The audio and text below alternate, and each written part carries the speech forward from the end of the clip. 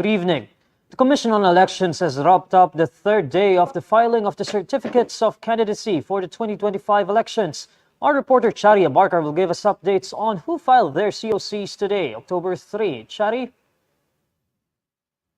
Neil, highlights of the day include the filing of re-electionist Senators Bato Dela Rosa and Bong Go. Along with them was actor Phillip Salvador, who is also trying his luck in the senatorial race. Neil, if you can recall, the three of them were earlier endorsed by the Partido Democrático Pilipino led by former President Rodrigo Duterte.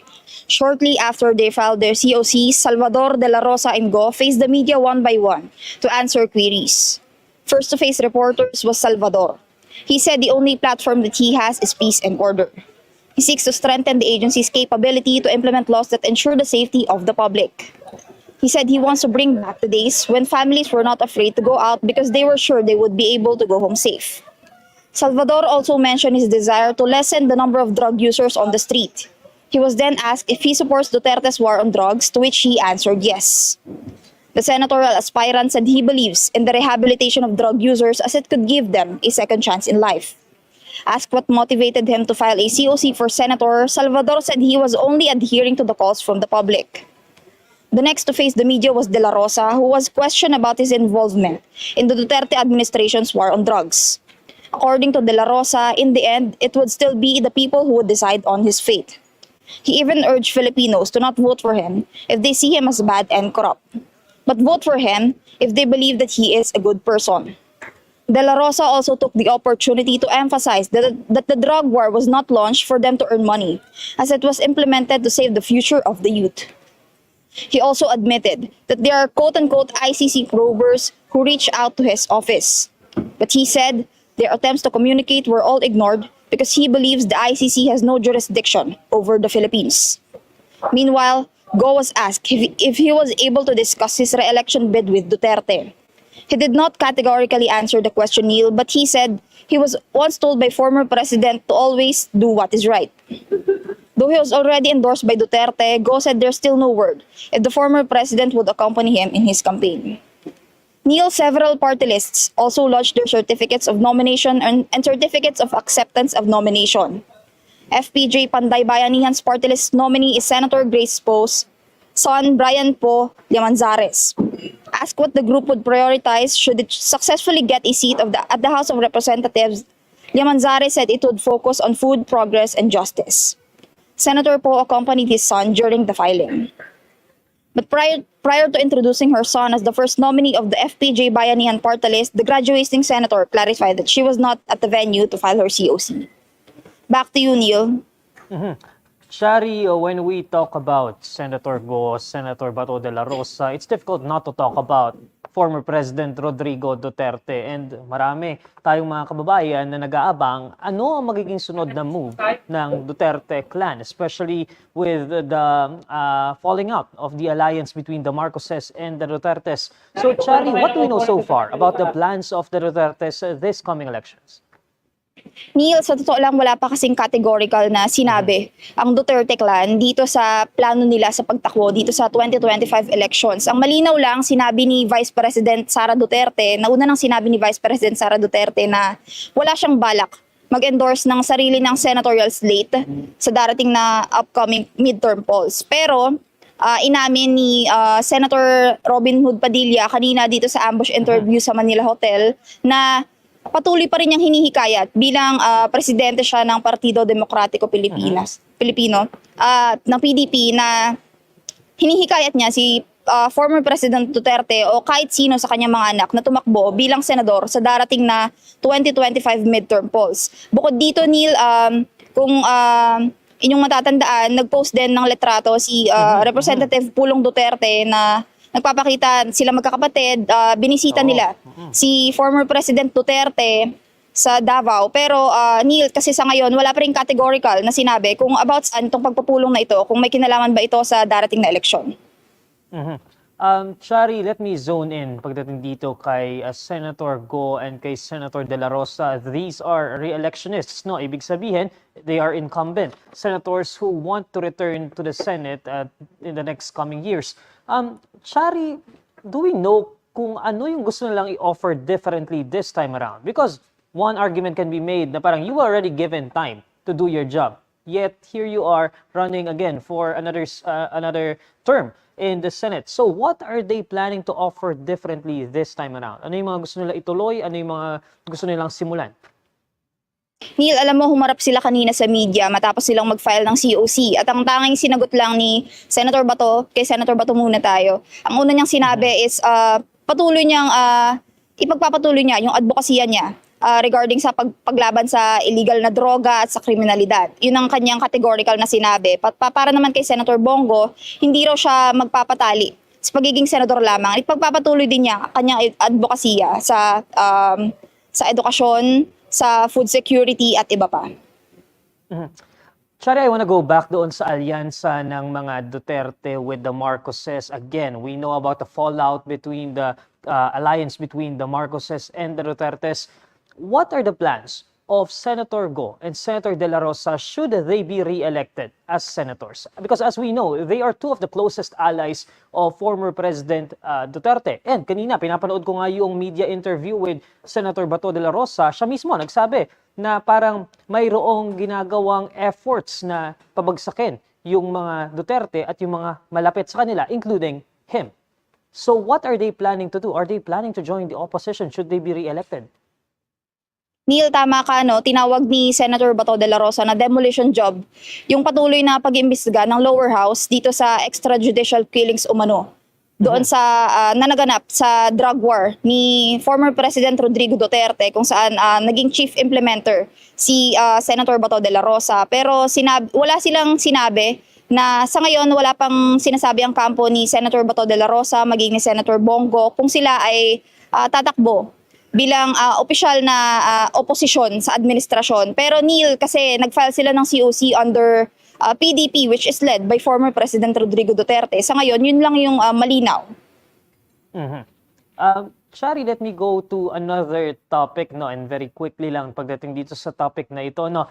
May nabanggit ba ang COMELEC kung paano nila i-make sure na hindi mauulit yung nangyari dito kay dismissed Mayor Isko na nakapag-file siya ng kanyang kandidatura para sa pagka-mayor ng Bamban, and then later on we found out na peke pala yung kanyang mga birth certificate, and ngayon merong mga misrepresentation cases lodged against her. So paano natin i-make sure na pagdating dito sa eleksyon na ito, hindi mangyayari yung ganung instance? Neil, alam mo, hindi kayat ni COMELEC Chair Garcia kanina yung mga residente ng kanilang mga kanya-kanyang lugar na kilalanin mabuti yung mga tatakbo sa kanilang mga barangay o kanilang mga lugar. Pero Neil, kasi inamin din ni COMELEC Chair Garcia na mahirap ma-implement yung paghihigpit sa pag-file ng COC. Kasi Neil, sabi nila, basta magpasa ka ng COC form na kumpleto yung detalye, notarized, at maayos naman yung form, is tatanggapin nila. Sinabi rin nila na hindi nila pwedeng i-require yung pagpapasa ng birth certificate along with the COC kasi kailangan daw maisabatas muna na magdadagdag ng forms ay ng documents sa pagpapasa nito. Kasi nauna nang sinabi ni COMELEC Chair Garcia, Neil, na sinubukan nila dati na magdagdag ng dokumento. Ito yung particular na kailangan negative sa drug results yung mga tatakbo, which is ni-rule ng SC na unconstitutional. So mukhang we need to take a look dito sa ating mga requirements, no, para hindi maulit itong mga incidents katulad nitong nangyari kay dismissed Mayor Isko. Maraming salamat, Shari Abarca. That's Shari Abarca reporting live from Manila. Former allies incumbent Manila Mayor Hani Lacuna and former Manila Mayor Isko Moreno exchanged statements as they face a possible battle for the mayoral post of Manila City. Lacuna formalized her re-election bid as mayor of Manila after filing her certificate of candidacy on Thursday, October 3. Before filing her COC, Lacuna and her supporters gathered at the Kartilya ng Katipunan in Manila, where supporters of the incumbent mayor chanted, "Walang magbabalik" or "No one is returning." Asked if she was referring to a particular candidate or thing, Lacuna said after filing her COC that she was merely echoing the sentiments of Manileños. Lacuna was also asked to comment regarding the reported plans of Domagoso to return as the city's local chief executive. According to Lacuna, the former mayor informed her of his plans to return as mayor of Manila City. We've talked once po, but we never talked again. Nagpaalam lang po siya na binabalak po niyan tumakbo. Siyempre po, iniisip ko muna ano ho mga kadahilanan kung bakit po siya babalik. Lacuna adds that before Dumagoso left his post as mayor in 2022, he made it clear to his allies in Manila that he won't be returning to his post. Meanwhile, in response to Lacuna's statements, Dumagoso says he will let residents of Manila to respond to Lacuna, adding that he is in good terms with the incumbent mayor. Peace be with you. Oh yes, okay naman. Alam mo, siyempre naman, kami sa grupo namin, representa lang namin mga nagawa natin at pwede pang gawin. Particularly sa Tondo. Lacuna took over as mayor of City of Manila after Dumagoso ran for president in 2022. He emerged in 4th place out of 10 candidates, behind now President Ferdinand Marcos Jr., former Vice President Leni Robredo, and former Senator Manny Pacquiao. Dumagoso served as Manila mayor for one term, winning in the 2019 polls with Lacuna as his running mate. Dumagoso has yet to formalize his bid as Manila mayor for the next elections. Typhoon Julian killed at least 2 people and affected 211,000 individuals, according to the National Disaster Risk Reduction and Management Council. Based on its latest data on Thursday, October 3, 1 fatality was recorded in the Ilocos region and another in the Cordillera Administrative Region. The agency says the information is still up for validation. Moreover, the NDRRMC reports that 8 people sustained injuries while 1 person is missing. Of the 211,000 affected individuals, over 3,700 people were displaced, of which nearly 1,000 people are inside evacuation centers, while over 2,200 people took shelter elsewhere. Meanwhile, the Department of Agriculture says the damage caused by Typhoon Julian had reached to 36.34 million pesos and has affected 1,000 farmers. The Department of Foreign Affairs is closely monitoring reports of alleged foreign covert operations in the Philippines. According to the EFA spokesperson Maria Teresita Daza, the department has noted reports containing relevant information on alleged foreign covert operations in the country. Daza says this issue is an area of concern, adding that the DFA is currently coordinating with the relevant government agencies on the matter.